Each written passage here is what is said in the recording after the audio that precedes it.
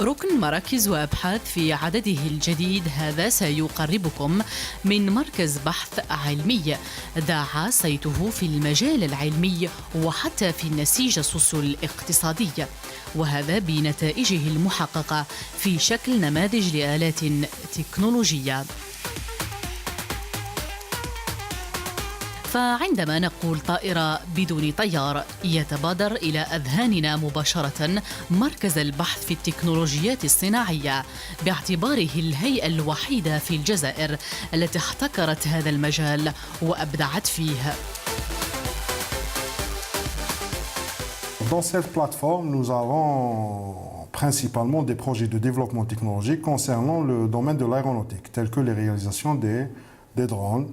Donc nous avons deux types de drones, les drones à multirotor, que nous avons jusqu'à maintenant réalisé 3 projets, et les drones à aile fixe, que nous sommes à notre 4e drone, qui est le ML4. Donc c'est un drone lancé à main, c'est notre dernier projet. تعد المحطة التكنولوجية المتواجدة ببوسماعيل والتابعة لذات المركز النواة الأساسية لإنتاج طائرة بدون طيار في عدة نماذج وبأحجام مختلفة والموجهة لاستعمالات متعددة. الوصول إلى النتائج المحققة كما نرى في الصورة يمر بعدة مراحل: الدراسة القبلية والبعدية، التصميم، النمذجة وغيرها. La première étape, c'est le cahier de charge. Après avoir établi un cahier de charge, on doit établir une base de données. Une fois avoir établi une base de données, on passe à la conception assistée, le prédimensionnement plutôt. Ensuite, après le prédimensionnement, conception assistée par ordinateur, où on définit toutes les dimensions, tout le dimensionnement du drone. Après ça, on va passer à la génération du G-code, là où on fait la découpe au niveau de la machine de découpe, qui a été conçue, c'est-à-dire au niveau de notre plateforme. Après ça, on passe à la réalisation par matériaux composites, là où, c'est-à-dire au niveau de blocs de fabrication. Ensuite, on ramène le modèle ici, c'est-à-dire pour l'assembler. Une fois la partie assemblage est terminée, on procède à certains tests de confirmation, c'est-à-dire de mesure, etc., avec notre bras de mesure. À la fin, c'est-à-dire on passe à l'étape on passe à l'avionique, le système embarqué, on installe tous les instruments et il sera prêt pour le test de vol. تعد الورشة الميكانيكية أهم مرحلة لنمذجة للوصول إلى هيكل مبدئي.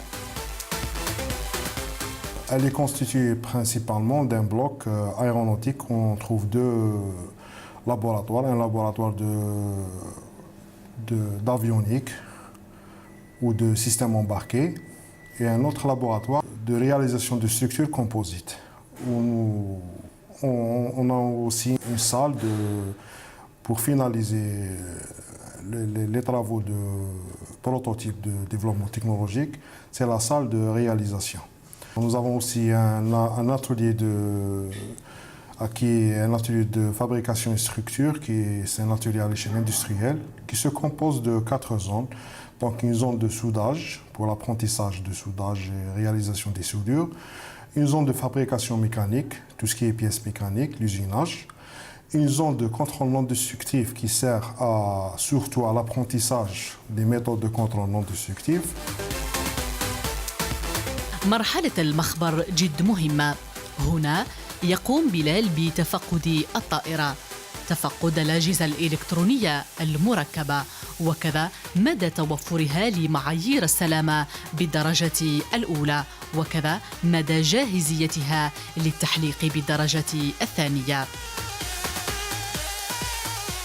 يكملوا الأصدقاء ديالنا في المونتاج تاع لي درون، حنا نجوا لهنايا نمباركيو الاجهزه الالكترونيه الخاصه كاع ايتيك باش يكون لو فول ديالنا بلو سيكوريزي. بريباراسيون افون لو فول واش لازم نفيريفيو ليطا تاع الباتري ديالنا، نفيريفيو ثاني الكاليبراج تاع لي كابتور انترني موجودين داخل لوطوبيلوت اللي منهم ليامي اللي يعطوا ليامي، وعندنا ثاني نفيريفيو الكونيكتينغ تاع لي كابل اسكو لا كونيكسيون كاعيتك راهي يعني مليحه، ونزيدو نبلاصيو لي زيليس لي زيليس ونزيروهم مليح.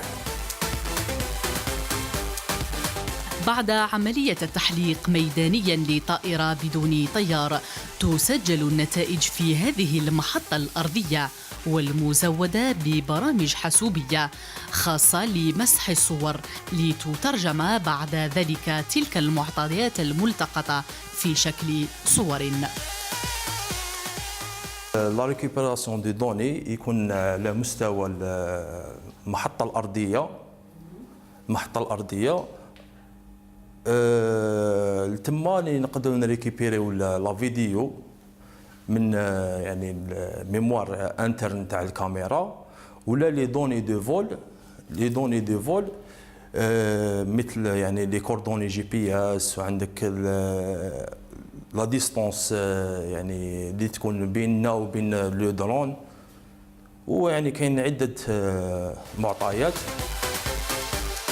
مركز البحث في التكنولوجيات الصناعية بمعية محطته التكنولوجية يقدم خدمات في المجال للشركاء الاقتصاديين وحتى لبعض المؤسسات الحكومية. Nous avons aussi fait des projets de réalisation de drones pour le secteur socio-économique. Donc, on va travailler avec des grandes sociétés nationales dans le domaine, par exemple Sonalgas, pour l'inspection des pylônes et des lignes électriques, pour l'inspection des champs pétroliers, etc. Nous sommes en train de réaliser un octocoptère